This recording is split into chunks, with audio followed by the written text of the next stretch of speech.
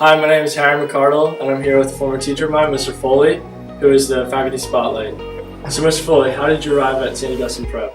Well, prior to coming to the prep, I was actually working as a computer teacher at a school for the blind and deaf in Philadelphia, St. Lucy's School for Children with Visual Impairments. And I was working there. I really enjoyed the job a whole lot, but I realized about halfway through the year that I was not at all suited to working in this environment. I'm not certified in elementary education, special education, computer education, none of them. So, I had to put my feelers out, and my passion is literature. I like to read, I like to write, and that's really what I wanted to teach. So, when I had the opportunity to come and interview with the prep, I took the opportunity, and I really haven't looked back since. Awesome. What's the most rewarding aspect of your job? I would have to say that it's any situation where a student will respond to a book or even just like a book in a way that goes beyond just what the classroom would be covering in class. So, for example, whether it be like a student making a joke about the sons of Colonel Aureliano Buendia on Ash Wednesday, or talking about Haruki Murakami with students that I'm traveling to Japan with, anything like that, because I'm obviously really passionate about literature, and I've always been really affected by what I've read. So having the opportunity to spread those passions to my students has been a wonderful experience. When did you realize you wanted to become an educator? I didn't realize I wanted to become a teacher until I was actually in the process of teaching.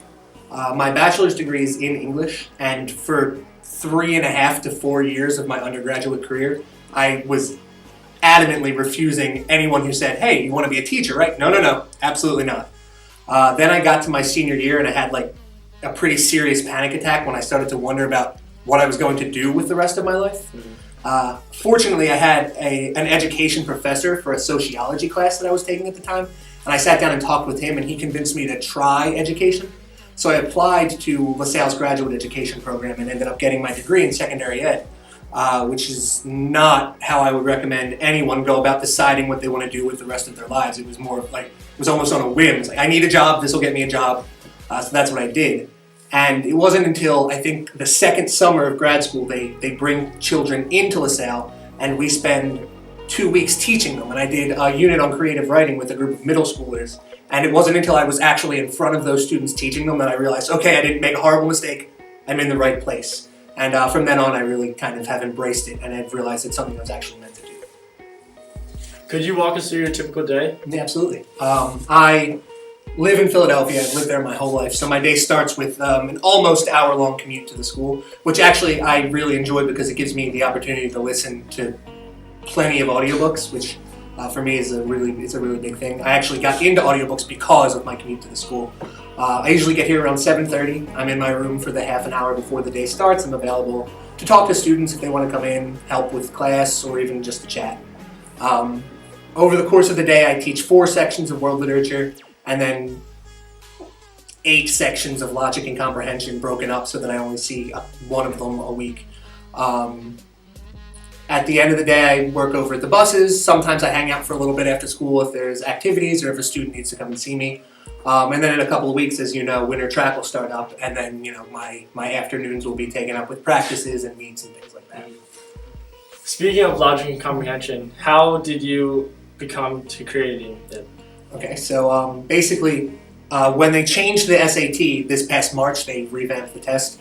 The school decided it'd be a good idea to have some sort of class that would expose the students to the test so that they're not completely blindsided by these changes.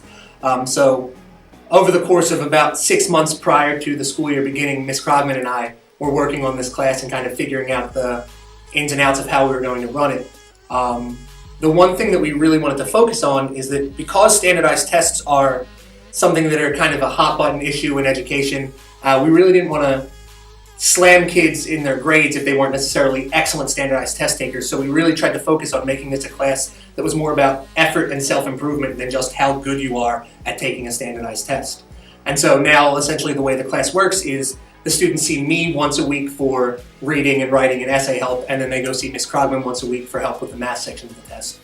We go through all sorts of different things. We do a lot of practice sets, a lot of exposure to test questions and other exercises to prepare them for a test that really the best way to get better at it is to practice. Right. Probably a really difficult question, but what is your favorite book? It is a difficult question. When I'm asked that, I usually respond by saying it's like asking me to pick my favorite vital organ. It's something I absolutely need, so choosing between them doesn't make a lot of sense to me. I'm going to give you two answers, so I'm going to cheat. The first one is a book that I was, in love with when I was younger. So from like 8th grade to your age, I continue to read it pretty regularly to this day, which is Ender's Game. Okay. I was a big science fiction and fantasy fan growing up. I still am, and that one really kind of spoke to me as an 8th grade student. I've read that book more times than I can count. The other one is a book you're familiar with because you read it for me last year. Is Gabriel Garcia Marquez's 100 Years of Solitude. Solid book. Thank you. So I'm glad you enjoyed it. I referenced it earlier when I mentioned The Sons of Colonel Aureliano Buendia. That book, it's complex, it's wonderful, the characters, the story, the magical realism, the themes, it's just a spectacular novel, and in my adult life it's probably the novel I've read that's had the most profound impact on me, both as a person and as a teacher. So I know you've been on a lot of big third semesters, and we went on Ireland together. Yep. So what was your most favorite third semester? So obviously, I really enjoyed all of them. I've been out of the country all 3 years I've been here. But I think most recently I traveled to China with Mr. Booty over this past summer, and it was just such an eye-opening experience. The other places that I've been, whether it was traveling the third semester or traveling in college, I've always been really westernized to the point where, there were cultural differences, but it wasn't such a shock. Going to Ireland, everybody speaks English. Yeah. Australia, everybody speaks English. This was the first place I'd ever gone where English was not enough to get you by. And just seeing the culture as it affected me, and also more importantly, the way that the students really responded to being in a culture that is so drastically different was really an eye-opening experience, and something I wouldn't trade for anything else. All right, thanks a lot, Harry, for interviewing me. It's been a lot of fun.